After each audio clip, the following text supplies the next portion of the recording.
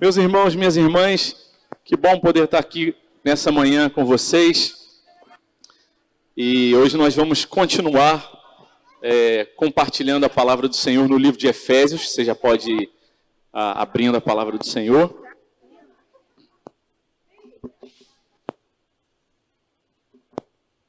No capítulo 1.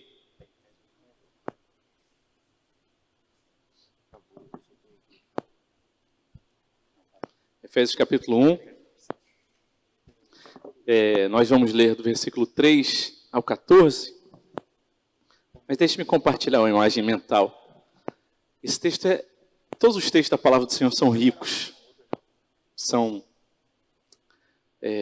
profundos, mas parece que tem uns que são mais ainda. No ano passado, em novembro, mais ou menos, eu e Marcele, a gente foi numa cidade no interior de São Paulo chamada Olambra. Fica perto ali de São Paulo. Acho que dá 1 hora e pouquinho de distância. E lá eles têm a cultura lá de cultivo de flores. E tem aqueles campos com flores assim maravilhosas.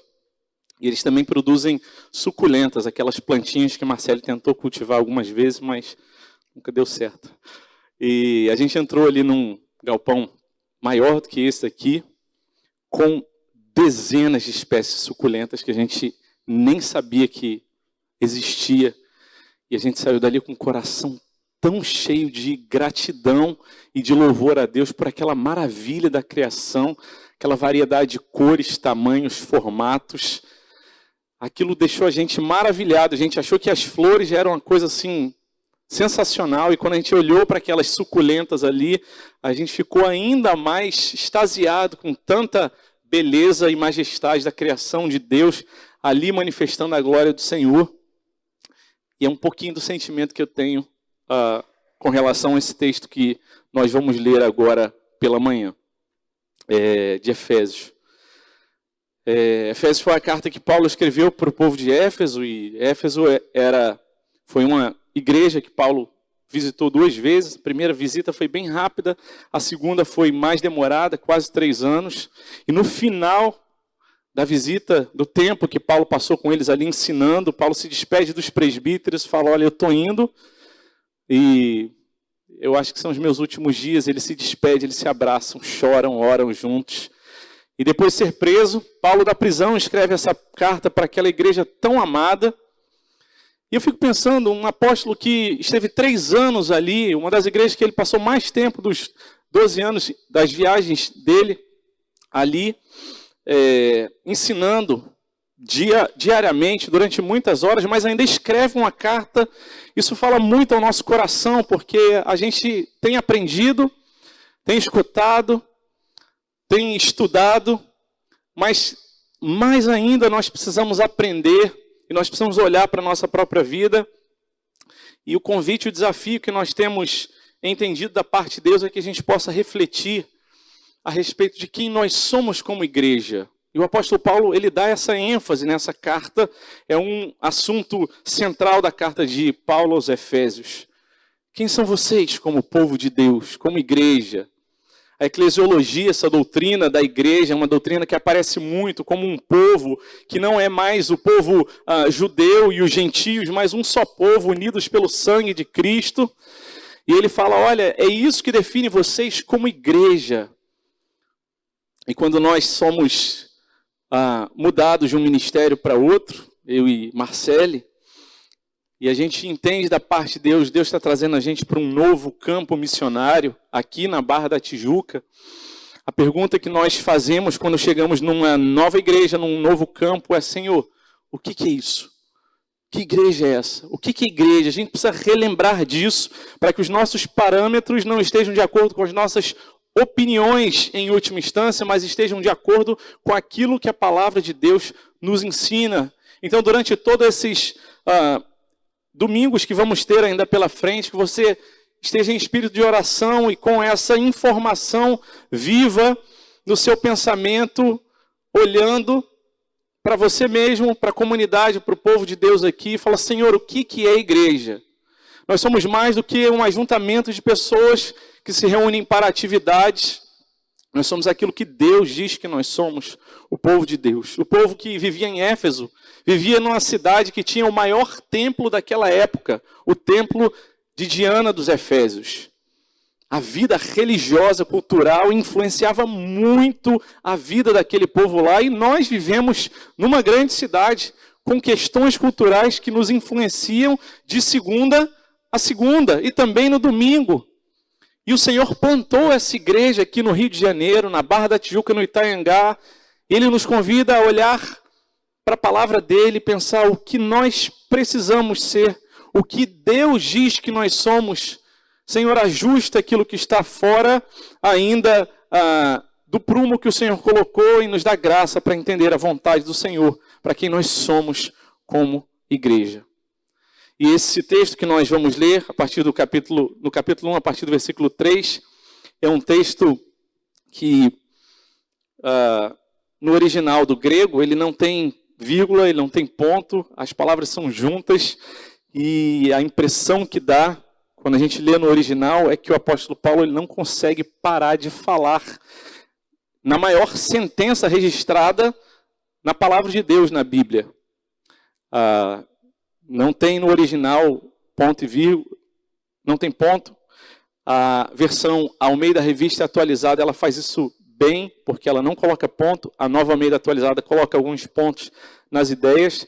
Mas a ideia é que esse texto que começa com a palavra bendito, esse texto que é um texto de louvor a Deus, por aquilo que Ele fez pela igreja, pela forma como Ele constituiu a igreja, é como se fosse um grande rio transbordando, uma represa que se arrebenta em louvor ao nosso Deus, porque olha e agradece ao Senhor por aquilo que Ele tem feito. Acompanhe a leitura, Efésios capítulo 1, versículo 3. Bendito seja o Deus e Pai de nosso Senhor Jesus Cristo, que nos abençoou com todas as bênçãos espirituais nas regiões celestiais em Cristo. Antes da fundação do mundo, Deus nos escolheu nele para sermos santos e irrepreensíveis diante dele. Em amor, nos predestinou para ele, para sermos adotados como seus filhos, por meio de Jesus Cristo, segundo o propósito da sua vontade, para louvor da glória da sua graça, Ele nos concedeu gratuitamente no amado. Nele temos a redenção, pelo seu sangue, a remissão dos pecados, segundo a riqueza da sua graça, que derramou abundantemente sobre nós em toda sabedoria e entendimento. Ele nos revelou o mistério da sua vontade, segundo o seu propósito, que Ele apresentou em Cristo, de fazer convergir nele, na dispensação da plenitude dos tempos, todas as coisas, tanto as do céu como as da terra. Em Cristo fomos também feitos herança, predestinados segundo o propósito daquele que faz todas as coisas conforme o conselho da sua vontade, a fim de sermos para louvor da sua glória, nós os que de antemão esperamos em Cristo. Nele também vocês, depois que ouviram a palavra da verdade, o evangelho da salvação, tendo nele também crido, receberam o selo do Espírito Santo da promessa. O Espírito é o penhor da nossa herança, até o resgate da sua propriedade, em louvor da sua glória. Bendito seja o Deus e Pai de nosso Senhor Jesus Cristo. O apóstolo Paulo começa essa longa sentença glorificando o nome do Senhor. E ela se divide, e ela pode ser dividida em 3 partes. Há uma expressão que se repete 3 vezes.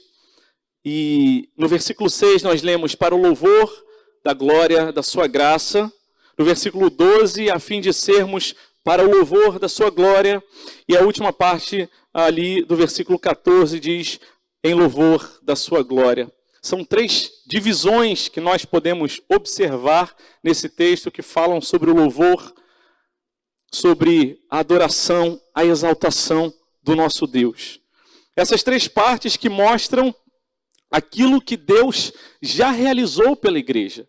Aquilo que já foi feito antes da fundação do mundo. Que foi feito pelo Pai, planejado pelo Pai, operado e realizado pelo Filho e aplicado na vida da igreja pelo Espírito Santo.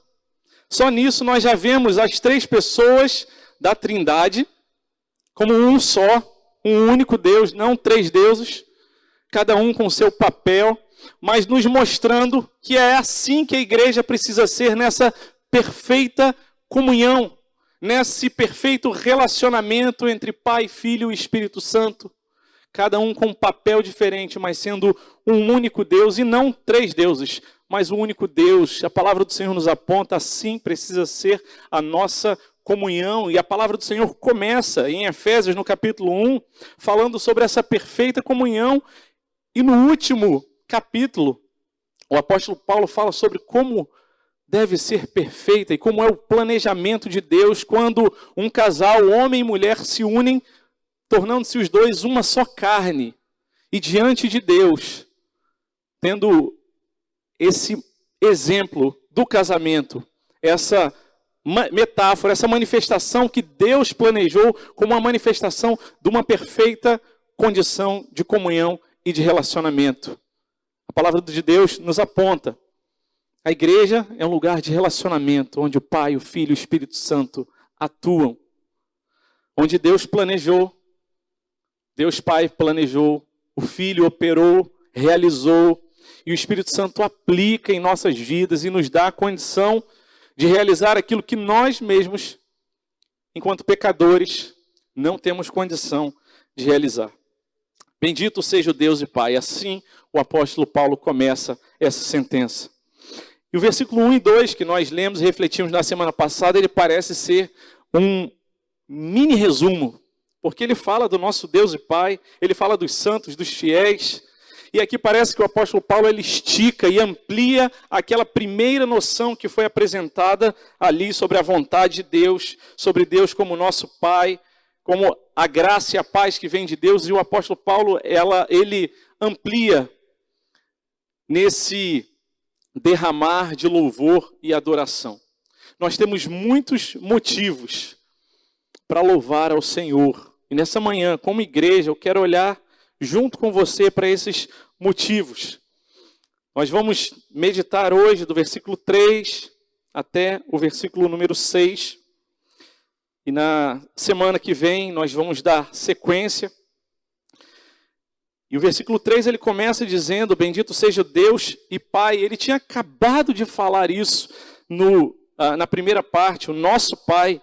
E mais uma vez ele fala, o nosso Deus, seja Deus e Pai do nosso Senhor Jesus Cristo. De novo Paulo está falando que Deus é Pai. Por quê? E daqui a pouco ele vai falar que ele nos adotou e nos tornou como seus filhos. Porque ele aponta para a igreja como uma grande família que tem esse Pai bondoso, amoroso e que nos deu o irmão mais velho, primogênito da criação. Aquele irmão mais velho perfeito, o Senhor Jesus, que nos deu condição, porque nós mesmos não tínhamos, de sermos adotados. E nos abençoou esse Deus e Pai do nosso Senhor. Ele fala, ele é nosso irmão mais velho, mas ele é também o Senhor, é o dono, é o proprietário, é aquele que tem todo o domínio e que nada escapa e que nós não precisamos ficar amedrontados, angustiados, porque há um Deus que é nosso Pai, há um Deus que é o nosso irmão mais velho, o Senhor Jesus, ele é o Senhor, e não acontece nada na nossa vida. Nem um fio de cabelo cai da nossa cabeça que o Senhor não conheça e não permita. E nisso nós podemos descansar nessa certeza. Mas ele não para por aí, ele diz, bendito seja o Deus e Pai de nosso Senhor Jesus Cristo, que nos abençoou com todas as bênçãos espirituais, ou na Almeida Revista Atualizada, com cada bênção espiritual nas regiões celestes. Significa que ele nos abençoou com tudo que nós precisamos. Nós podemos orar agradecendo ao Senhor, porque tudo que nós precisávamos, tudo que nós precisamos, ele já nos deu nas regiões celestiais. Essa expressão quer dizer no mundo espiritual. Tudo que nós precisamos para sermos salvos, para entrarmos no processo de santificação, o Senhor já conquistou por nós e já nos abençoou com todas essas bênçãos. Ele não segurou nenhuma delas, ou como dizíamos lá em São Gabriel da Cachoeira, ele não suvinou nada da gente, mas ele derramou abundantemente. E a expressão abundante, todas as coisas, ela se repete muitas vezes nesse texto que nós lemos.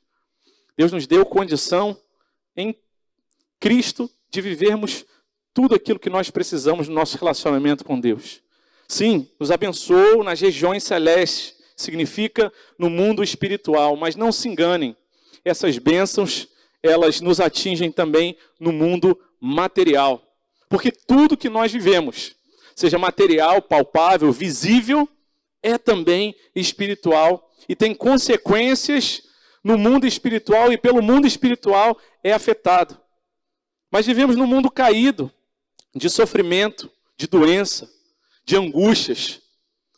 E enquanto estivermos neste mundo, passaremos por essas tribulações. Isso não significa que Deus não nos abençoou, mas significa que mesmo que nas dificuldades, nas coisas que a gente não consegue dar conta, naquilo que a gente fracassa, o Senhor nos dá graça para que a gente possa compreender aquilo como a soberana providência de Deus, que não deixa que nada aconteça na nossa vida por acaso do destino.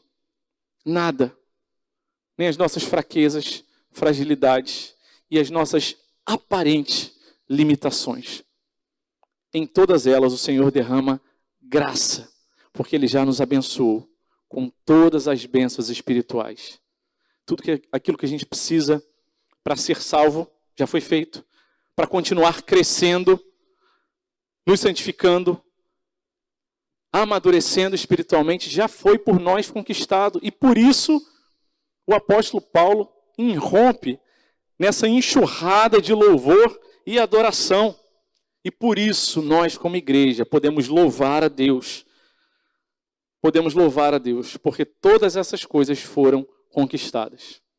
E antes de a gente passar para o primeiro ponto, mais especificamente, eu quero destacar mais duas coisas. Primeiro, todos os versos, ou a grande maioria dos versos que fala sobre a igreja, que nós lemos do versículo 3 ao 14, eles estão no passado, já foram feitos por nós e estão no plural, foram realizadas por nós, pelo povo, aquele Pai, Filho e Espírito Santo, que vivem num perfeito relacionamento, já conquistou para nós, que devemos também viver num relacionamento de paz, de santidade, de amor uns pelos outros, porque já foi conquistado todas essas coisas, esses verbos, todos no passado, todos no plural, ou com a partícula que está junto ali, também no plural. E isso aconteceu pela expressão que mais se repete, às vezes com a própria palavra, versículo 3, final do versículo 3, nas regiões celestiais, em Cristo. Foi por Ele, para Ele. Ele nos escolheu, versículo 4, nele, em Cristo. Final do versículo 4, irrepreensíveis diante dele, de Cristo. Nos predestinou para Ele, para Cristo. Fomos adotados por meio de Jesus Cristo. Gratuitamente, final do versículo 6, no amado, Jesus Cristo. Versículo 7, nele, em Jesus. Versículo 9, Ele revelou. E versículo, em Cristo, de fazer convergir em Cristo. Versículo 10, versículo 11, em Cristo, fomos também feitos herança. Final do versículo 12, em Cristo. Versículo 13, nele também vocês, e tendo nele também crido, em Cristo. Ele é o centro da nossa vida. Ele é o centro da história. Todas as coisas apontam para Ele. Foram para Ele, a nossa vida, a nossa igreja. Esse é o primeiro referencial, mais importante, certeza que nós precisamos ter. Nós estamos aqui porque Cristo, em Cristo, para Cristo, a nossa vida, cada cantinho da tua existência, no seu trabalho, na sua família, no seu coração, na sua mente, nos seus desejos, nos seus sonhos, até nas suas fraquezas em que Deus tem derramado graça, são para Cristo. E esse é o motivo da nossa existência. É para Ele que a gente foi criado. Uma igreja que entende que Cristo é o centro, é o mais importante, é uma igreja que segue no caminho certo. No caminho, na verdade e na vida. Temos muitos motivos para louvar a Deus. Versículo 4, vamos ler mais uma vez. Primeiro motivo de louvor ao Senhor que quero destacar. Antes da fundação do mundo, Deus nos escolheu nele, para sermos santos e irrepreensíveis diante dele, em amor. Em amor. Pastor, em amor está depois do ponto. É verdade, em português está, nessa tradução está, mas alguns comentaristas preferem colocar esse em amor junto com a primeira sentença e faz sentido. Antes da fundação do mundo, Pai, Filho e Espírito Santo que vivem nessa relação perfeita de amor, de comunhão, de relacionamento em amor. Antes da fundação do mundo, Deus nos escolheu nele, em Jesus, com o propósito de sermos santos e irrepreensíveis diante dele. E o primeiro motivo de louvor é que o povo de Deus é um povo escolhido por Deus para a santificação.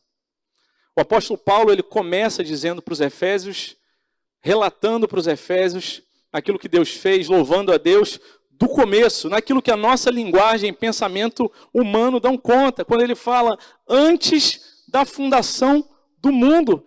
E é só até aí que a nossa mente consegue alcançar. Com algum esforço, nós conseguimos pensar no infinito de tempo para frente. Mas com muito mais esforço, nós pensamos sobre o infinito para trás.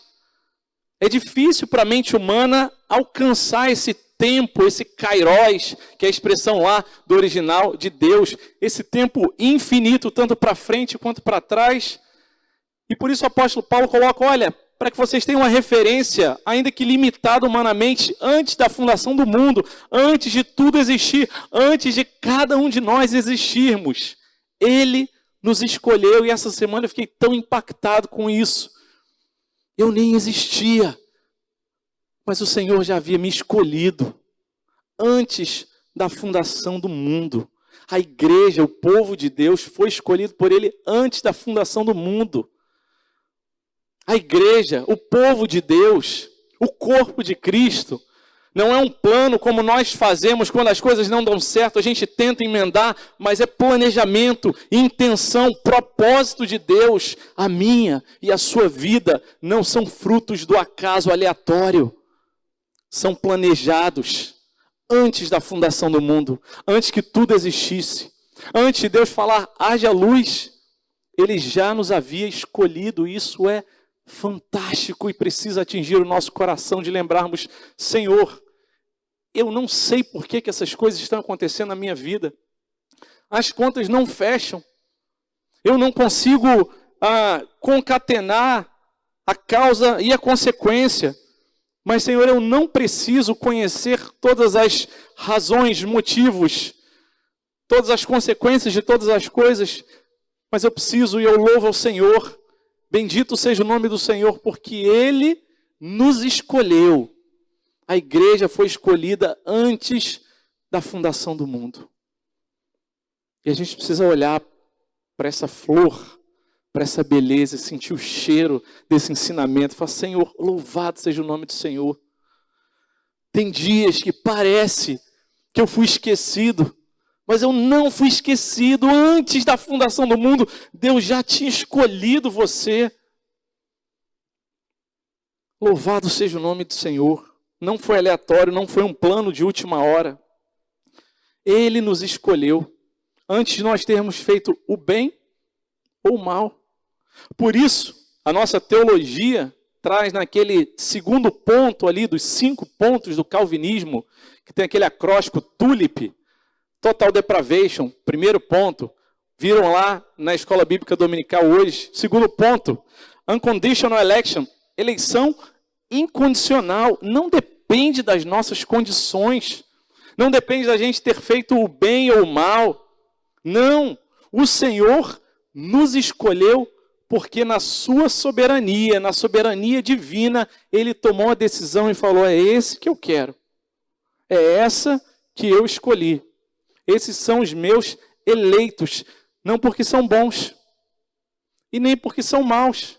Isso nos protege, protege a nossa sanidade mental, porque talvez eu poderia dizer: Senhor, eu sou tão ruim, eu sou tão pecador, sou tão falho, e de fato somos. Somos muito piores do que aquilo que a gente é capaz de conceber, imaginar e articular. E não é porque somos tão ruins que não podemos ser alcançados, porque a graça, a soberania do Senhor Todo-Poderoso é que nos alcançou. E também nos protege do orgulho de dizermos: Deus, eu sou tão bom, eu faço bem para as pessoas. No final da vida a gente vai ter uma balança de 2 pratos e as minhas boas ações vão pesar mais do que as más ações. Esquece isso, não é isso que a Bíblia ensina. Durante muitos anos eu pensei isso antes de conhecer o Senhor Jesus. Eu vivo a minha vida procurando fazer coisas boas mais do que coisas ruins. E se eu tiver feito mais coisas boas, está aqui o meu ingresso para o céu. Não é isso que a Bíblia ensina. A Bíblia nunca ensinou isso. Sempre foi pela graça, pela eleição incondicional de Deus, no seu plano e na sua soberania, que nos escolheu, nos elegeu, com um propósito, para sermos santos e irrepreensíveis. Para que pudéssemos expressar a glória de Deus, para que vivêssemos em um relacionamento de comunhão com Ele. Antes, nós que éramos inimigos dEle, Ele nos escolheu. A igreja é o povo dos eleitos, dos escolhidos, na eleição soberana e incondicional de Deus. Isso precisa nos humilhar e não nos encher de orgulho, dizendo: olha como eu sou melhor. Essa é a eleição que o mundo faz, que esse século opera. Mas a eleição de Deus não tem a ver com os nossos méritos, com as nossas qualidades, mas com amor, misericórdia e graça dele. Para sermos santos e irrepreensíveis. Ele nos escolheu com objetivo, com propósito, e o propósito foi de nos dar essa maravilhosa oportunidade de entrarmos nesse processo de santificação. Nós não somos escolhidos porque nós estávamos num processo de santificação nos esforçando, não. É o contrário, primeiro veio a eleição, a escolha de Deus, e aí Ele nos deu a oportunidade de entrarmos nesse processo. Não apenas nos deu a oportunidade, mas opera em nós as condições de entrarmos nesse processo de sermos santos e irrepreensíveis. Ele nos salvou, nos separou, e no versículo 1 nós lemos: pela vontade de Deus aos santos que vivem em Éfeso. E num certo sentido nós já somos santos porque fomos separados por Deus. Mas em outro sentido ainda não somos santos porque estamos num processo de santificação. E é nesse propósito que Deus nos colocou, para isso nos elegeu. Para que conhecêssemos a Ele e fôssemos redimidos, restaurados. E a cada dia a gente possa sentir: Deus, eu quero caminhar rumo à santidade, para louvar, para bendizer ao Senhor. E quando nós pecamos, quando nós desobedecemos a Deus, isso entristece o nosso coração. A palavra do Senhor diz em 2 Coríntios capítulo 7, versículo 10, a tristeza, segundo Deus, produz o arrependimento para a salvação. Se você peca, se quando você peca, você sente tristeza, louve o nome do Senhor, é o Espírito Santo de Deus quem promove essa tristeza para o arrependimento e para a santificação, para a salvação em Cristo Jesus. Isso não significa dizer que você vai comprar a salvação, não há nada que nós possamos fazer para isso. Mas significa dizer que nós podemos, nesta cooperação, em que nós agimos de modo até mais passivo que Deus nesse processo de santificação, nós podemos louvar a Deus, porque Ele tem operado em nós esse processo de santificação.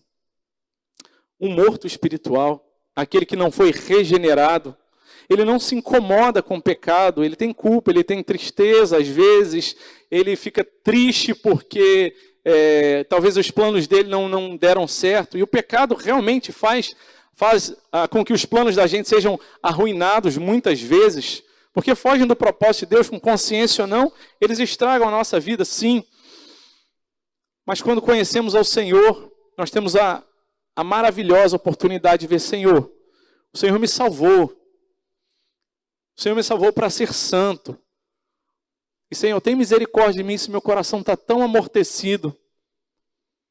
tenho apagado tanto a influência do Senhor na minha vida, que parece que eu já me acostumei com o pecado, ele já não me incomoda. Senhor, Espírito Santo de Deus, me quebranta, me incomoda, vai dentro e rompe as cadeias em nome de Jesus. O Senhor tem feito isso na vida do seu povo, tem peneirado a gente, tem amassado a gente dentro do plano maravilhoso dele. Santos e irrepreensíveis. Se a palavra santidade fala sobre um estado interior, a palavra irrepreensíveis aponta, indica para a gente um estado de testemunho. Os crentes em Cristo Jesus, eles têm o compromisso, precisam ter o compromisso de serem santos diante de Deus e diante das pessoas que não sejam repreensíveis, sejam irrepreensíveis. Não dá para a gente ser crente e achar, eu sou, e as pessoas, se quiserem, que gostem de mim assim. Não. O nosso testemunho é importante para glorificar o nome do Senhor, para que sejamos irrepreensíveis e assim a gente possa glorificar ao Senhor. E muitas vezes é fácil a gente olhar e apontar o pecado na vida do nosso irmão, da outra pessoa, e nós clamamos ao Senhor, e nós louvamos ao Senhor, porque Deus nos elegeu, nos salvou, nos escolheu para sermos santos e irrepreensíveis, e o que escolheu opera também em nós essa santificação e coloca em nós esse incômodo. Crentes são angustiados, mas ao mesmo tempo agraciados. Esse já e ainda não, que fomos salvos e somos chamados santos, mas ainda estamos nesse processo de santificação. O Senhor escolheu um povo para ser santo. Esse é o primeiro motivo de louvor que quero destacar nessa manhã, em nome de Jesus. Segundo, a palavra do Senhor nos diz, no versículo número 5, acompanhe por gentileza, diz assim: Ele nos predestinou para Ele, para sermos adotados como seus filhos por meio de Jesus Cristo, segundo o propósito da sua vontade. O primeiro motivo de louvor é que Deus escolheu, antes da fundação do mundo, um povo.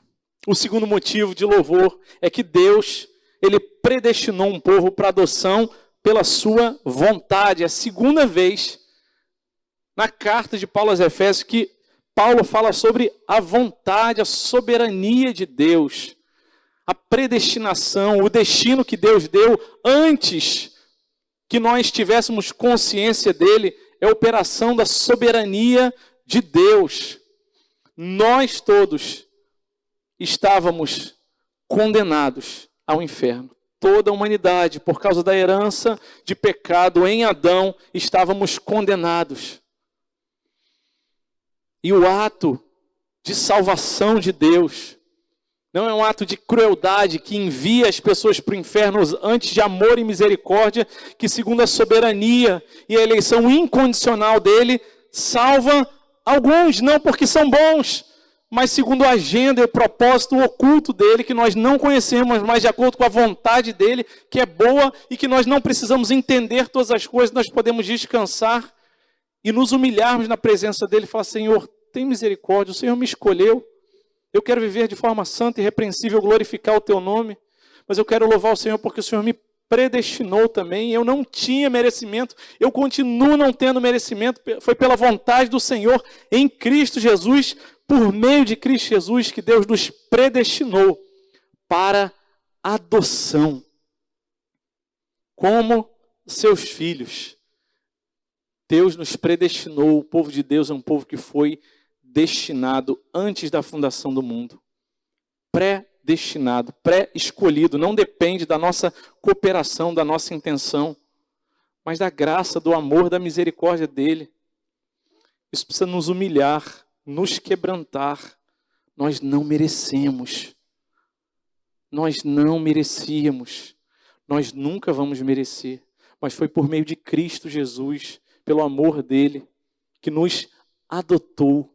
Ele não só nos escolheu, dizendo: eu quero esse daqui, mas ele nos deu um propósito de sermos santos e irrepreensíveis e nos colocou num novo tipo de relacionamento. A palavra do Senhor diz que nós éramos antes filhos da ira, filhos do diabo. É isso que a palavra de Deus diz. Éramos inimigos de Deus, inimigos nós éramos do Senhor. Mas o Senhor nos alcançou por meio de Jesus Cristo. Nos escolheu para sermos adotados como filhos dele. Meus irmãos, isso é profundo demais. A nossa tendência natural era escarnecer de Deus. Era olhar para Ele e dizer, eu não quero saber de você. Eu quero autonomia, eu que quero mandar na minha vida. Eu que sei o que é melhor para mim, mas Deus nos predestinou para a adoção e nos colocou nesse relacionamento. Esse conceito de adoção ele não era muito presente na cultura dos judeus em Israel. Mas na lei romana existiam indicações ali de adoção. Os romanos tinham essa questão da adoção.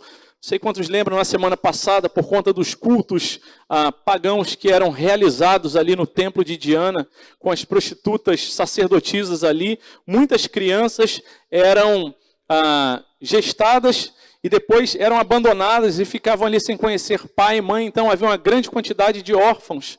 E a lei romana dava conta disso, e Paulo parece que aponta para isso, para que os efésios que viviam naquele contexto possam olhar essas crianças que eram adotadas, elas ganhavam uma família, um nome, uma proteção, uma identificação, uma comunidade. Eles eram adotados. E Paulo fala isso, Deus nos predestinou para adoção como seus filhos através, por meio de Jesus Cristo. Nós vivemos na era cristã, então para a gente esse conceito de chamar Deus de Pai é uma coisa muito natural, faz parte da cultura, seja a pessoa crente ou não em Jesus. Não, Deus é Pai, Deus é Pai. Mas, meus irmãos, isso era um ensinamento revolucionário para aquela época. Como chamar o Deus Todo-Poderoso, o Eterno, o Criador, aquele que nem podemos mencionar, nem escrever o nome, chamá-lo de Pai. E Paulo fala, é isso que Deus fez através de Jesus. Nos adotou como filhos dele. E para hoje, talvez isso não tenha tanto peso, a gente não consiga alcançar isso de uma forma tão profunda, a não ser que você tenha sido adotado. A não ser que você tenha adotado alguém.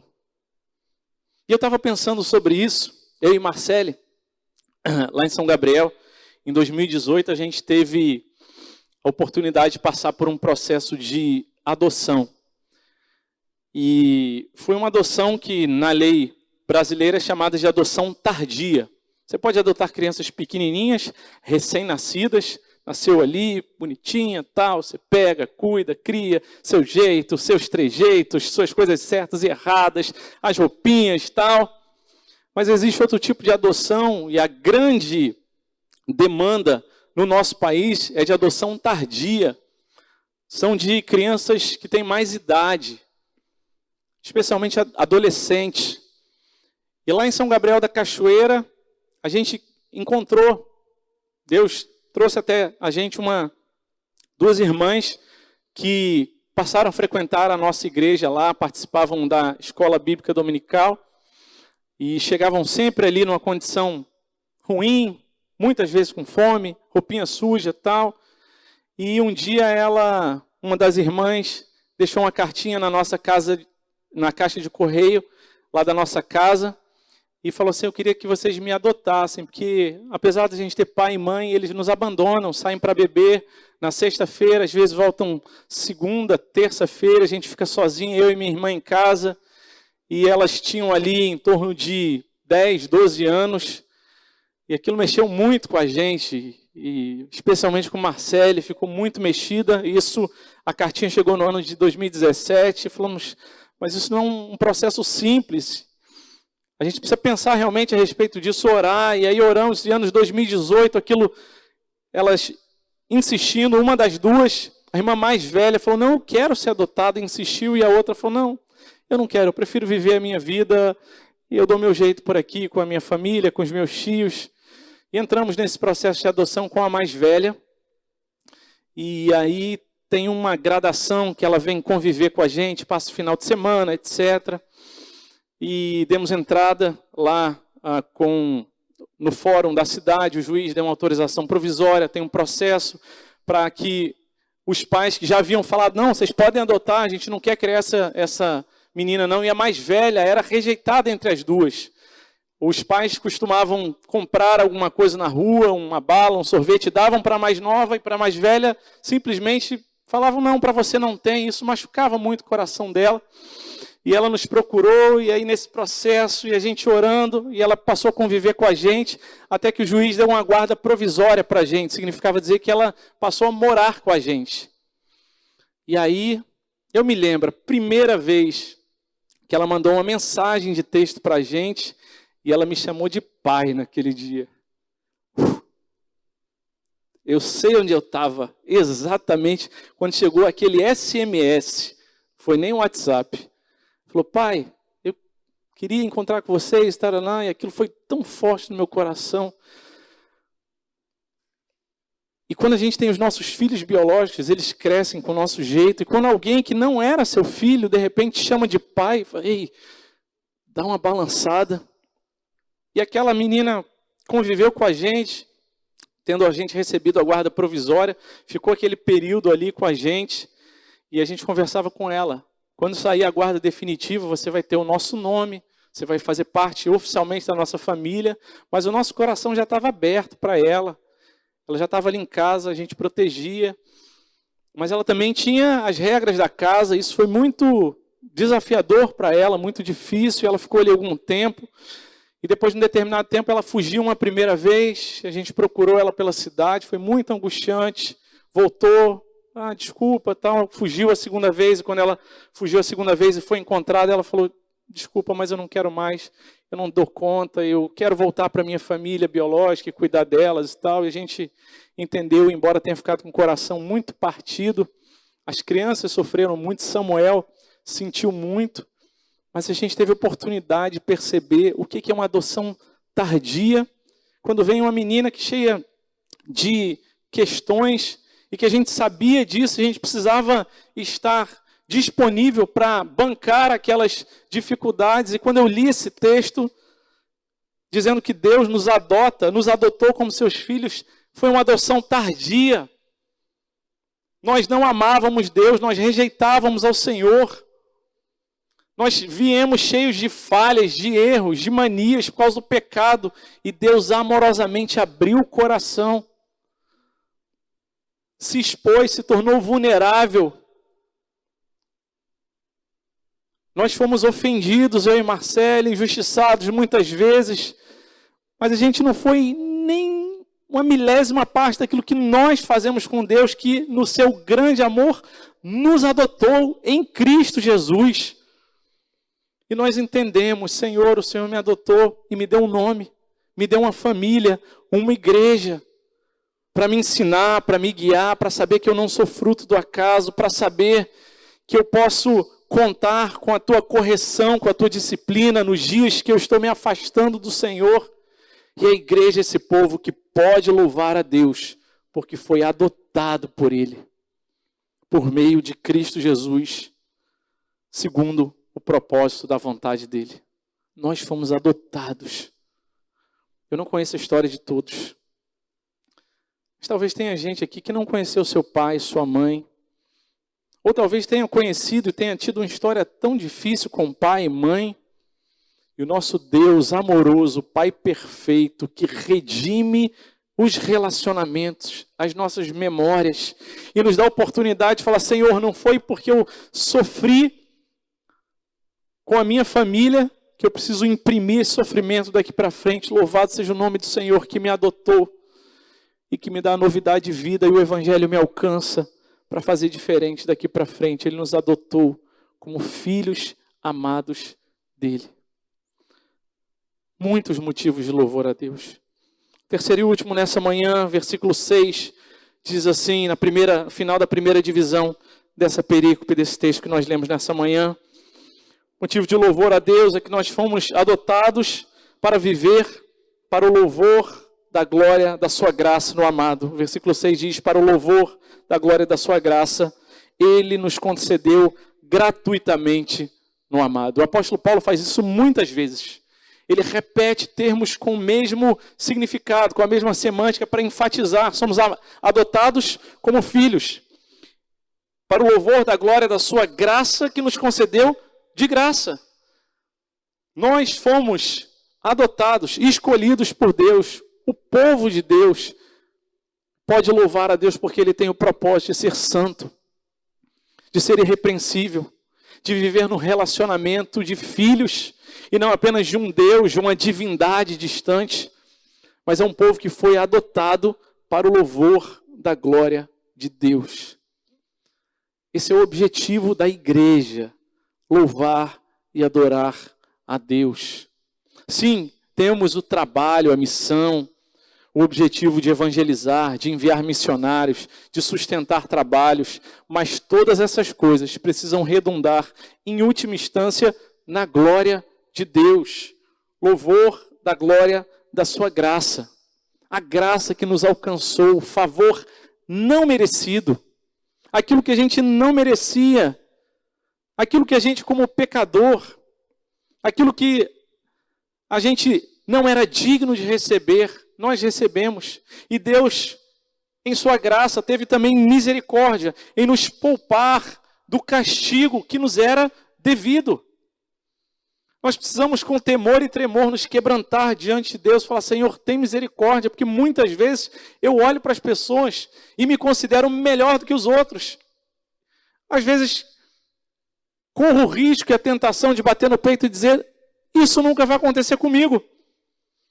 Eu nunca vou fazer isso. E o Senhor nos diz, nos convida a nos quebrantarmos e dizer: Senhor, tem misericórdia de mim, porque eu sei que eu sou capaz de fazer muito pior, de trair, de abandonar, de decepcionar, de humilhar. Todos nós somos. E se assim não fazemos, é pela graça de Deus. Porque Ele tem misericórdia de nós. Mas se tivermos de verdade, sinceridade, a gente sabe que nós temos o potencial de ofender a Deus, a sua criação, a nós mesmos, aqueles que nós amamos e aqueles que nos amam. Mas se não fazemos isso, é pela graça e misericórdia de Deus.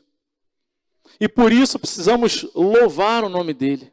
Em todas as áreas da nossa vida, tudo que nós fazemos, pensamos, como nós nos comportamos, como nós agimos e reagimos, precisa ser para a glória de Deus, para a glória da graça que Ele nos concedeu gratuitamente no amado. E mais uma vez, aquela expressão, aquela partícula do amor que colocamos na primeira parte, aparece aqui. O relacionamento é de amor. Deus nos ama e por causa do seu amor, da sua bondade, da sua misericórdia, nos permite viver isso.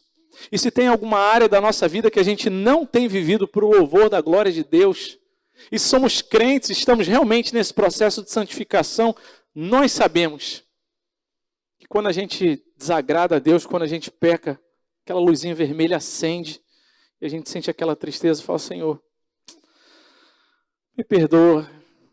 Eu sei, a minha esposa, mais uma vez, ela me irritou, ela me perturbou, mas a reação e a responsabilidade foi minha em reagir mal. Quando perdi a paciência com os meus filhos, quando falei mal dos meus irmãos, quando desejei o mal para aqueles que o Senhor já salvou, tem misericórdia, porque eu sei que com essas atitudes, os meus pensamentos, não tenho vivido para o louvor do Senhor. E o Senhor nos convida nessa manhã a nos quebrantarmos diante dEle e falar: Senhor, tem misericórdia, eu quero viver para aquilo que o Senhor me fez. Para louvar a Deus e gozá-lo, experimentar da sua presença para sempre. Eu me lembro que quando era adolescente, há pouco tempo, tinha deixado de ser criança e começava a ter consciência de que eu existia, que eu não era o centro do mundo e que eu precisava ter objetivo na vida. Eu pensava: mas caramba, eu vou trabalhar, vou ganhar dinheiro, vou ter minha família, vou ter essas coisas, e o tempo vai passando, as oportunidades a gente vai aproveitando, mas nenhuma dessas coisas enche o nosso coração, porque no final das contas, Essas coisas todas são boas, são lícitas, mas elas precisam apontar para o louvor da glória do nosso Deus. Porque se não apontarem, são vazias e destituídas de significado em si mesmas. E toda vez que a gente coloca qualquer outra coisa acima do louvor a Deus, do nosso compromisso, do nosso relacionamento, todas as vezes que a gente inverte essa ordem, muitas vezes até com coisas lícitas, corretas, nós sentimos que alguma coisa está descarrilhando na nossa caminhada. Porque nós fomos criados para louvar ao Senhor. E nós podemos louvar a Deus porque entendemos o nosso propósito. Que coisa maravilhosa! E toda vez que a gente se afasta desse propósito, que a gente quer dizer, como disse Adão, Deus, pode deixar. Eu sei o que é melhor para mim. Eu que decido se eu vou comer ou se eu não vou comer da árvore. Nós sofremos as consequências. E não sofremos na sua magnitude, muitas vezes, por causa de um Deus de amor, que tem misericórdia das nossas vidas, por causa da sua graça, mitiga, diminui, ameniza as consequências do nosso pecado.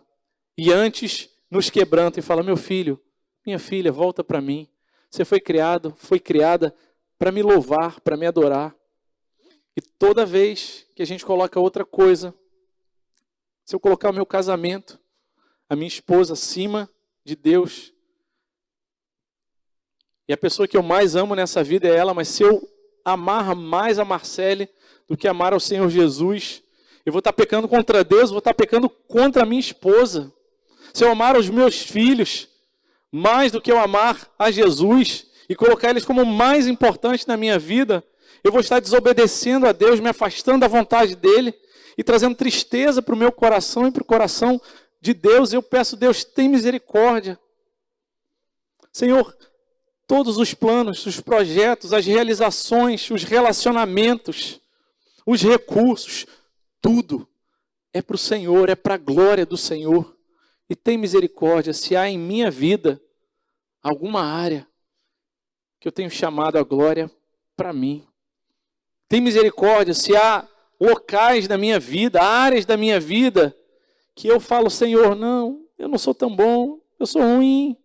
E eu vou me diminuindo, vou me achatando, vou deixando a timidez, a vergonha, a baixa autoestima me reduzindo e me esmagando, quando Deus fala, meu filho, você foi escolhido, você foi amado. E fazer assim, viver assim, não vai glorificar meu nome, meu filho. Você é muito amado, não dependa da opinião das pessoas, em última instância. Dê um bom testemunho, seja irrepreensível. Mas o teu coração, o teu valor, está em Cristo, está em louvar ao Senhor. Foi para isso que nós fomos criados. Essa é a característica da igreja. Foi criada para a adoração de Deus no amado. E todas essas coisas foram feitas em Jesus. Nós podemos nos quebrantar nessa manhã e falar, Senhor, tem misericórdia da nossa igreja. Que Cristo seja tudo aqui. Que possamos dizer, como disse o apóstolo Paulo, que já não sou eu quem vivo, mas Cristo vive em mim. Que cada um que entrar pelos portões da nossa igreja, pelas portas desse templo, sinta, experimente isso. E quando forem perguntados sobre a experiência que tiveram aqui dentro, eles possam falar, olha, eu não lembro exatamente o nome das pessoas, mas eu lembro que Jesus estava ali e eu adorei com eles. Que assim seja a minha e a sua vida, hoje, amanhã e até o dia que nós nos encontraremos com Ele. E assim o glorificaremos por toda a eternidade. Louvaremos o nome do Senhor para todo sempre, que no final das contas é a última coisa e única coisa que nós teremos por toda a eternidade. Porque foi para isso que nós fomos criados. Quero convidar você, mais uma vez, a fechar os seus olhos, a baixar a sua cabeça.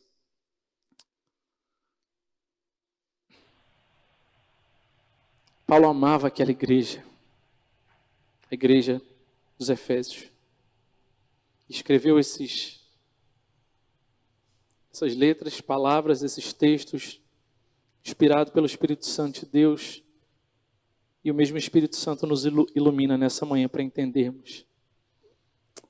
Senhor amado, louvado seja o teu nome, Pai. Porque temos muitos motivos para louvar ao Senhor como igreja, como povo do Senhor, que foi escolhido por causa da tua graça e da sua soberana decisão, Senhor. Nós te louvamos porque o Senhor nos predestinou, mesmo sabendo que éramos tão ruins, inimigos do Senhor, mesmo sabendo que nós temos o potencial de nos virarmos dia após dia para o Senhor nos alcançou. Não éramos melhores do que os outros, havia gente muito melhor que a gente para ser salva, mas o Senhor, na sua graça e misericórdia, nos salvou e nos colocou num relacionamento de filhos adotados. Recebemos o seu nome, a sua proteção, orientação, a sua correção e disciplina, para sermos santos e irrepreensíveis, para vivermos uma vida de louvor ao Senhor por causa da tua graça no amado.